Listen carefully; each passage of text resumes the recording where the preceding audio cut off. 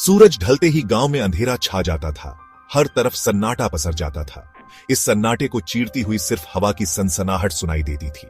गांव के बाहर एक पहाड़ी पर एक वीरान हवेली खड़ी थी। उसके टूटे हुए दरवाजे और खिड़कियां मानो किसी अनहोनी का इशारा कर रही थीं। गांव वाले उस हवेली से दूर ही रहते थे। उनके दिलों में उस हवेली के लिए डर और आश्चर्य दोनों थे। कहते हैं कई साल पहले उस हवेली में एक अमीर जमींदार रहता था। उसकी एक प्यारी सी बेटी थी। एक दिन अचानक वह बच्ची गायब हो गई। उसके साथ उसकी पसंदीदा गुड्डिया भी गायब थी। जमींदार ने अपनी बेटी को ढूंढने में कोई कसर नहीं छोड़ी, पर उसका कोई पता नहीं चला।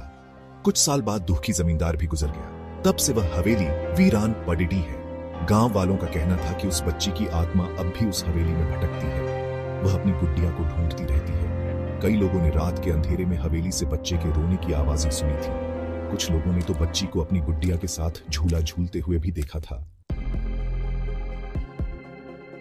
गांव में उस हवेली के किस्से मशहूर थे। बच्चे अक्सर अपने बड़ी डिढों से वह किस्से सुनकर डर जाते थे। उन्हें डराने के लिए बड़े लोग अक्सर कहते थे, शाम होने से पहले घर आ जाना, वरना हवेली की बच्ची तुम्हें अपने साथ ले जाएगी। बच्चे डर के मारे भागते हुए अपने घरों में घुस जाते थे। एक शाम कुछ बच्चे गांव के बाहर खेल रहे थे।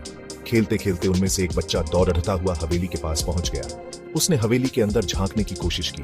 तभी अंदर से एक बच्ची की हंसी की आवाज सुनाई दी। डर के मारे वह बच्चा चिल्लाता हुआ वहां से भागा और सीधा अपने घर जाकर छिप गया। उस रात गांव के सरपंच ने सभी को चेतावनी दी। उन्होंने कहा, हवेली के आसपास मत जाना, वह जगह शापित है।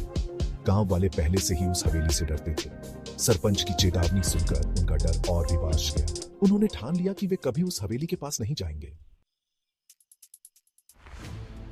साल बीतते गए। धीरे धीरे लोग उस वीरान हवेली को भूलने लगे। एक दिन शहर से एक नया परिवार गांव में आकर बस गया। उन्हें उस हवेली के बारे में कुछ नहीं पता था।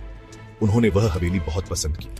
उन्होंने सोचा कि वे उस हवेली को फिर से ठीक करके उसमें रहेंगे। परिवार में 4 लोग थे, पति, पत्नी और उनकी 2 बेटियां। बड़ी बेटी का नाम रिया था और छोटी बेटी का नाम थी रिया। रिया बहुत ही शांत और सीधी बच्ची थी। वह हमेशा अपनी गुड्डियों से खेलती रहती थी।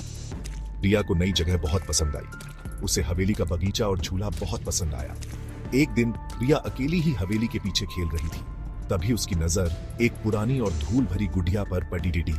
गुड़िया एक पेड़ के नीचे पड़ी थी।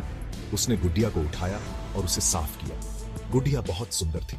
उसके बाल काले और लंबे थे और उसकी आंखें नीली थी। रिया उस गुड़िया को देखकर बहुत खुश हुई। वह उसे अपने साथ घर ले आई और उसे अपनी बाकी गुड्डियों के साथ रख दिया।